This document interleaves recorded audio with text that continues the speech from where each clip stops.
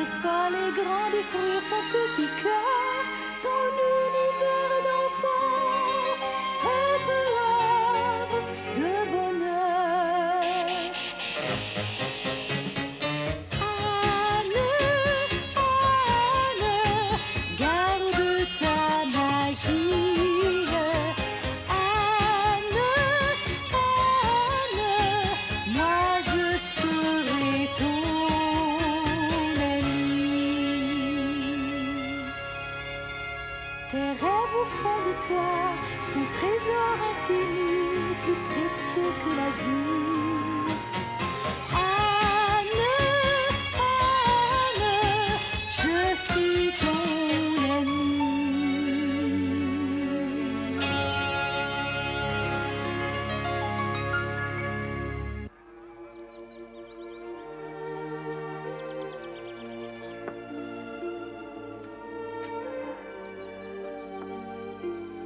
Voilà, c'est terminé. Merci, Marilla. Je vais commencer cette robe aujourd'hui. Je suis sûre qu'elle sera très belle puisque c'est toi qui l'auras faite. À ta place, je ne me ferai pas trop d'illusions. Tu connais mes talents. Tu as fait des progrès depuis ma première robe. Nous avons encore tellement de choses à préparer. J'espère que nous y arriverons. Je vais chez Diana. Ne reste pas trop longtemps. D'accord. On ne chômait pas à la maison des Pignons Verts. Les préparatifs pour le départ d'Anne au collège de Queens allaient bon train, car Marilla voulait que tout soit absolument parfait. Alors, les préparatifs avancent? Oui, je pense que son trousseau sera prêt à temps. Matthew s'en mêle aussi, d'ailleurs. Il va souvent à Carmody pour acheter des tas de choses, sans même en avoir discuté avec moi. Matthew s'occuper d'un trousseau de jeune fille, ça, alors? Je le laisse faire, ça lui fait tellement plaisir, même si ses goûts ne sont guère raisonnables. Anne nous a bien changé notre Matthew, n'est-ce pas, Marilla? À propos, j'ai entendu dire que les parents de Ruby Jane et Josie leur ont fait faire des robes du soir. Des robes du soir? Oui, et cela semble enthousiasmer Josie beaucoup plus que ses études. Mais d'après ce que vous me dites de Matthew, Anne n'aura sans doute rien à envier à ses compagnes. Il n'en est pas question. Je n'ai pas l'intention de la laisser être extravagante à ce point-là.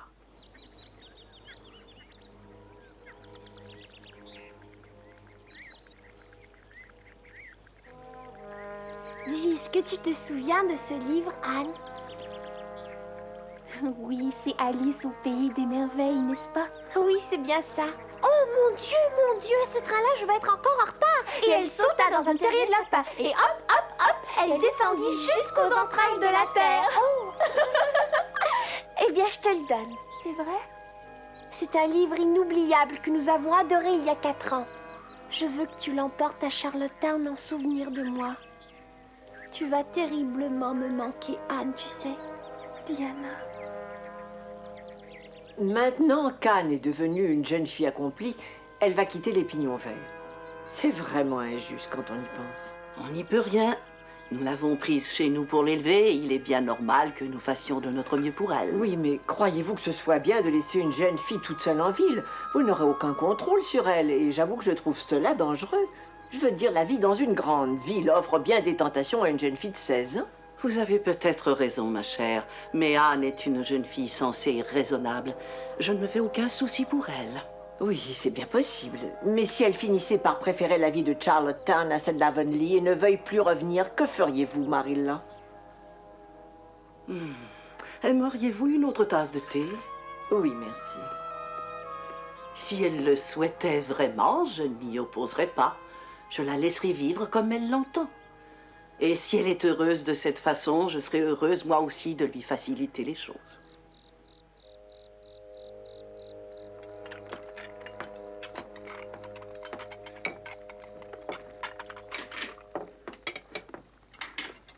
Bonsoir, Matthew, ça va? Matthew, nous avons reçu un télégramme de Madame Spencer. Un télégramme? Oui, le télégramme dit qu'elle sera ici demain. Anne, veux-tu donner le télégramme à Matthew? Oui. Tiens, voilà. Je me demande ce qu'elle me veut. Le lendemain, Madame Spencer arriva au Pignon Vert. Après avoir échangé civilité et amabilité, tout le monde prit place à table pour prendre le thé. Matthew se demandait pourquoi elle était venue et ne pouvait s'empêcher de se sentir mal à l'aise. Anne Shirley, quoique un peu tardivement, je te félicite pour ton entrée à Queens. Je vous remercie beaucoup, Madame Spencer. Lorsque je vous ai amené sur cette île, toi et Lily, tu n'étais encore qu'une toute petite fille, mais tu es devenue une vraie jeune fille. Tu es une autre personne maintenant. Lily aussi a beaucoup changé, tu ne la reconnaîtrais pas. Elle m'a demandé de te faire ses amitiés. J'aimerais beaucoup la revoir. Eh bien, j'aimerais que tu viennes la voir un de ces jours. Mais je suis venue vous voir pour une raison bien précise, dont je vais vous parler. Laquelle? Eh bien voilà, je connais un Américain avec qui je suis en excellents termes, et qui est un des hommes les plus riches des États-Unis. Et il veut absolument adopter légalement Anne. Vous nous annoncez cela si brusquement. Voyons, Marilla, Oh, je comprends que vous soyez surprise, mais c'est inespéré. Laissez-moi vous expliquer. bien. Merci, Marilla. Anne, il paraît que tu as participé au concert de charité de l'hôtel White Sand. Oui, mais je ne vois pas ce que... L'homme qui veut t'adopter était à ce concert et il t'a entendu déclamer ce soir-là. C'est comme ça que l'idée lui en est venue. Il a été très touché, très ému par ta sensibilité. Il s'est donc renseigné sur toi, puis il est venu chez moi me demander de bien vouloir négocier ton adoption. C'est pour cette raison que je suis là aujourd'hui. Il a le cœur brisé parce qu'il n'a pas eu la chance d'avoir de descendants qui puissent lui succéder, le pauvre homme. Il dit que dès qu'il t'a vu, il a su que tu pourrais être la fille qu'il n'a pas eue. Ce qui, en clair, signifie qu'il veut te faire l'héritière de sa colossale fortune. C'est merveilleux. J'ai l'impression d'être Cendrillon. J'étais certaine que tu réagirais comme cela. Voilà donc l'avenir de Anne assuré. Mais j'aimerais que nous en discutions toutes les deux. Est-ce que nous pourrions aller quelques instants dans ta chambre? C'est que elle est plutôt en désordre. Cela n'a aucune importance. Je vous prie de bien vouloir nous excuser, mais je voudrais parler seul à seul avec Anne. D'accord, excusez-moi. Mais Anne! Matthew, veux-tu me dire ce que Madame Spencer a l'intention de nous faire?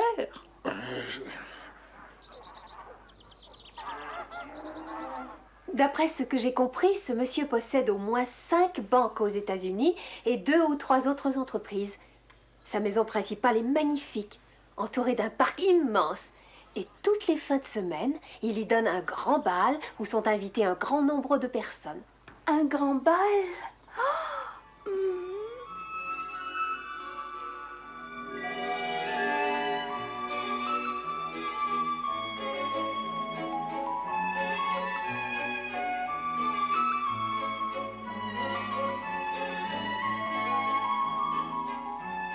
Anne? Que se passe-t-il? Rien du tout. Je pensais, c'est tout. Je me demande de quoi elles peuvent parler si longtemps.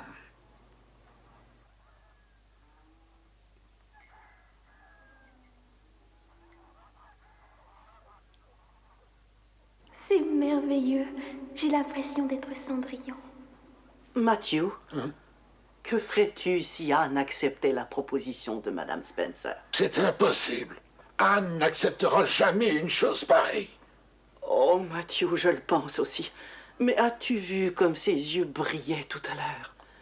J'ai eu l'impression qu'elle était prête à suivre Madame Spencer immédiatement. Mais j'espère que tu te trompes, Marilla. Je n'en peux plus d'attendre, je vais monter voir ce qui se passe.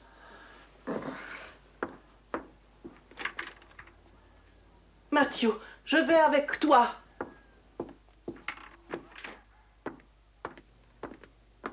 C'est un homme très bon. Il a dit que tu pourrais continuer tes études si tu en as envie. Par ailleurs, tu auras des robes, des bijoux, tout ce qu'une jeune fille peut désirer sur cette terre.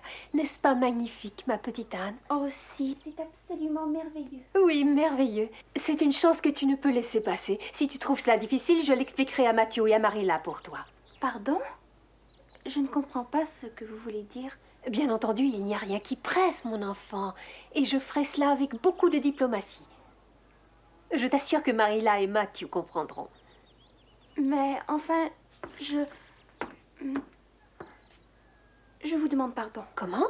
Je n'aurais pas dû vous écouter avec tant de ravissement. Tu n'aurais pas dû? Mais que veux-tu dire exactement? Je vous ai écouté parce que je n'ai pas pensé un seul instant que vous vous attendiez à ce que j'accepte votre proposition, Madame Spencer. Je savais que je déclinerais votre offre dès que j'ai compris le but de votre visite. Mais voyons, Anne, c'est tout à fait ridicule.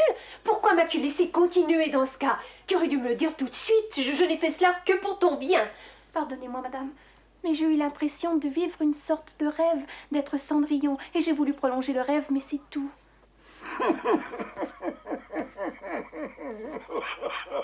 Matthew, cesse de rire comme ça, veux-tu? Pense à ton cœur. Qu'est-ce que vous avez à rire comme ça tous les deux? Ah, quel enfant tu es, Anne!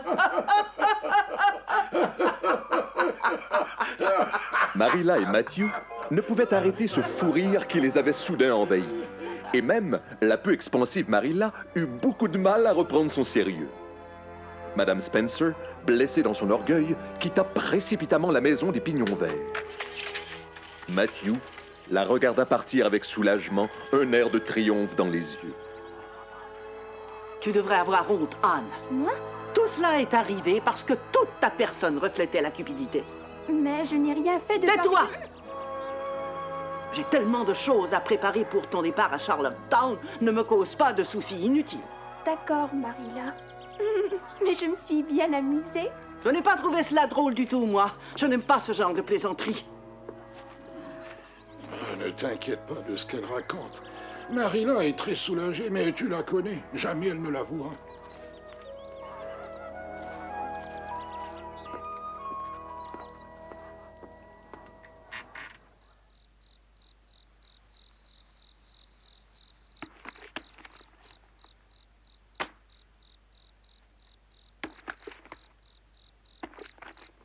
Non, ça c'est inutile.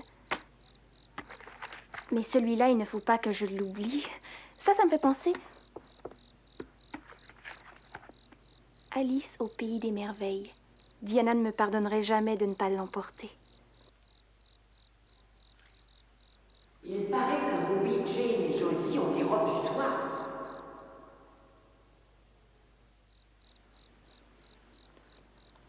Demain, je pense que j'irai à Carmody, Matthew. Hein? Je veux acheter du tissu afin de faire une robe du soir pour Anne.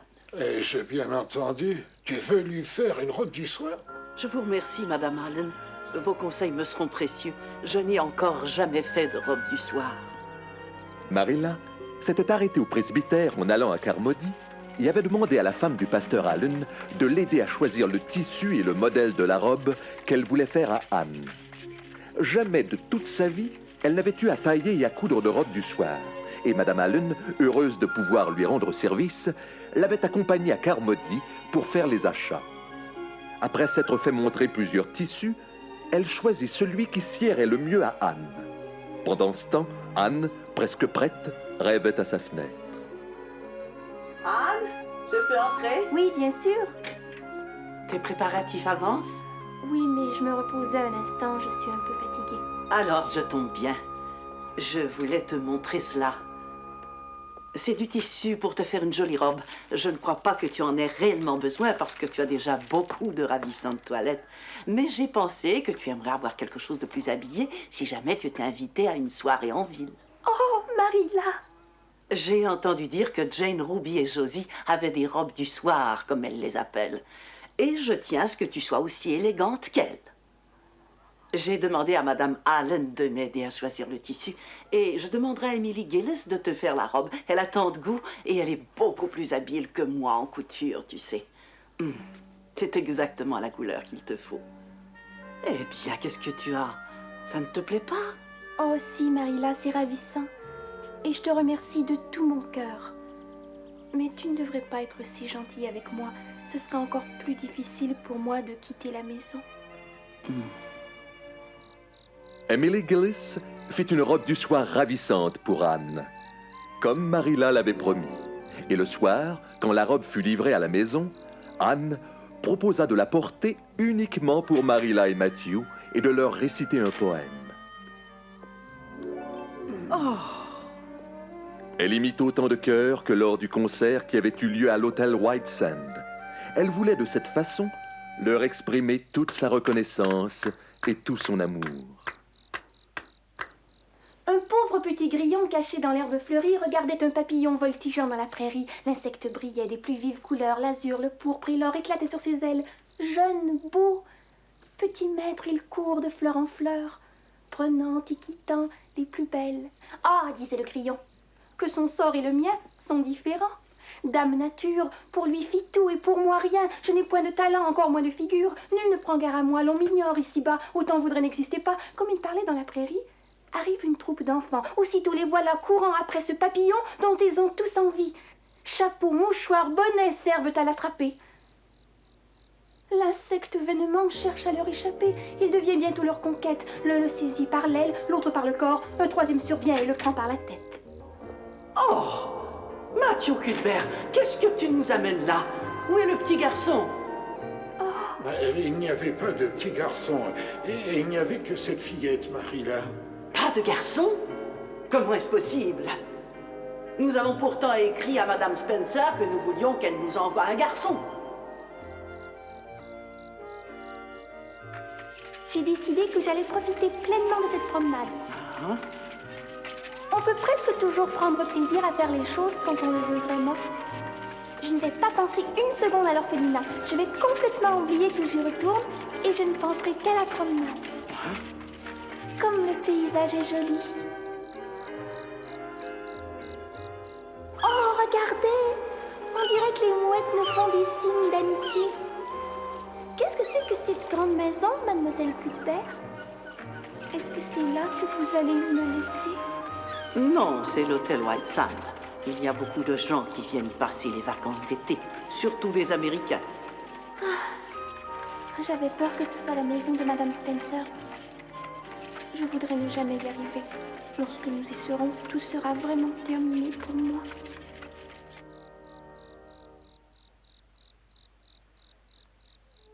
Elle est un peu maigrichonne, mais elle me semble nerveuse et je préfère les filles qui ont du nerf. Elles sont plus efficaces que les molles. Je pense que je vais pouvoir vous en débarrasser. Si je vous accepte, il faudrait être une brave fille, compris brave, gentille et docile, courageuse et surtout respectueuse.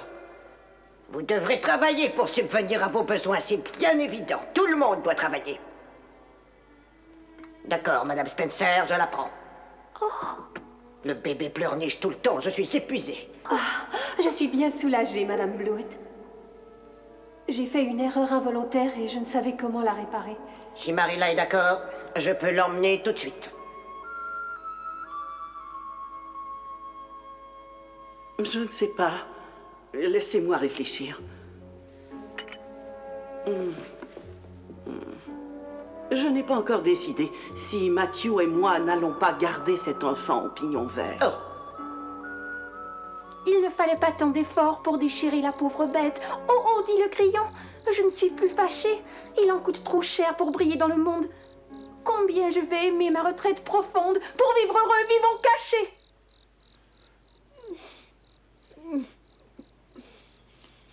Bon, j'ai réussi à te faire pleurer avec mon poème. C'est ce que j'appelle un triomphe, Marilla. Non, ce n'est pas ça. Je repensais seulement à la petite fille que tu as été. Tu avais un drôle de caractère, mais tu es une jeune fille maintenant et tu vas nous quitter. J'aurais tellement voulu que tu restes une toute petite fille, Anne. Tu es tellement différente dans cette robe, c'est cela qui m'a frappée. Tu es si grande et si élégante, c'est comme si tu n'étais déjà plus d'Avonlea. Et je me suis sentie bien seule en pensant que c'était déjà fini. Marilla, je n'ai pas changé autant que tu le crois. J'ai grandi, c'est vrai, et je suis un peu moins exubérante. Mais sous les apparences, je suis toujours la même petite fille qu'à mon arrivée ici. Et qui t'aime tant.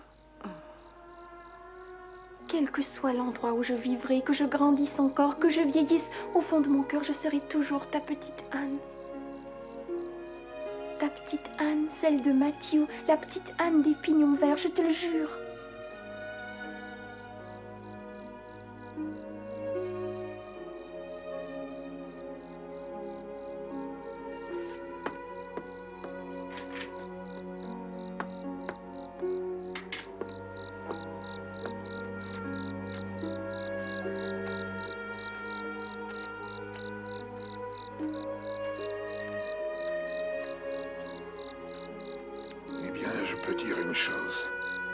c'est que nous n'en avons pas fait une enfant gâtée, en tout cas. Et je ne crois pas que mes interventions occasionnelles lui aient fait beaucoup de mal. Elle est intelligente, plutôt jolie et aimante, ce qui est encore mieux que le reste. Elle a été une véritable bénédiction pour Marilla et moi. Et aucune erreur n'a jamais été plus bénéfique que celle qu'a fait cette bonne Madame Spencer. Si toutefois c'était réellement une erreur, un coup du hasard. Mais au fond de moi, je n'y crois pas. C'est plutôt la Providence qui nous a envoyé Anne. Le Tout-Puissant a vu que nous avions besoin d'elle et elle de nous. C'est peut-être pour cela qu'il nous a réunis.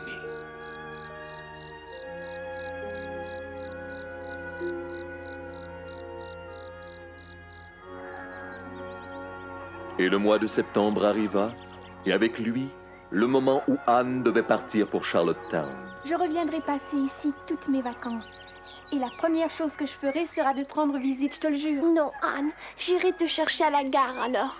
Écris-moi pour m'avertir de ton arrivée. Je t'écrirai de toute façon. N'oublie pas de me répondre. Oh, j'aurais dû passer aussi l'examen pour Queens. Comme ça, je ne serais pas aussi triste aujourd'hui. Diana... Allons, mes enfants, il est défendu de pleurer aujourd'hui. Anne, il est important pour toi d'étudier très fort, mais tu dois aussi prendre bien soin de ta santé. Oui. Au revoir, Marilla, et prends soin de toi. Matthew, rappelle-moi au bon souvenir de Mademoiselle Joséphine Barry à Charlottetown. N'oublie pas. Non, je n'oublierai pas. Anne, il faut partir. Nous allons être en retard. Diana, Marilla, à très bientôt, j'espère. Au revoir, Anne. Ya!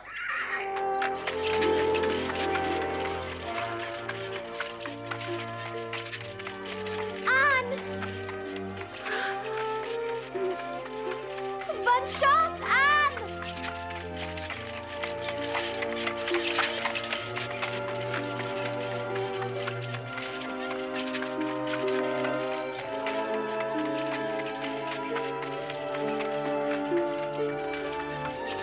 Au revoir, ma chère maison des pignons verts.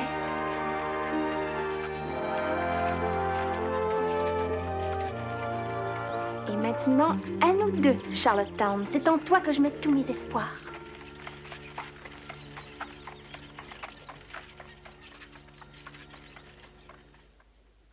Anne s'était fait une fête d'aller à Charlottetown, mais les premières semaines dans ce nouveau milieu lui parurent difficiles. Pour oublier son sentiment de solitude, elle s'efforça d'être la plus studieuse possible. Mais vous en saurez davantage la prochaine fois.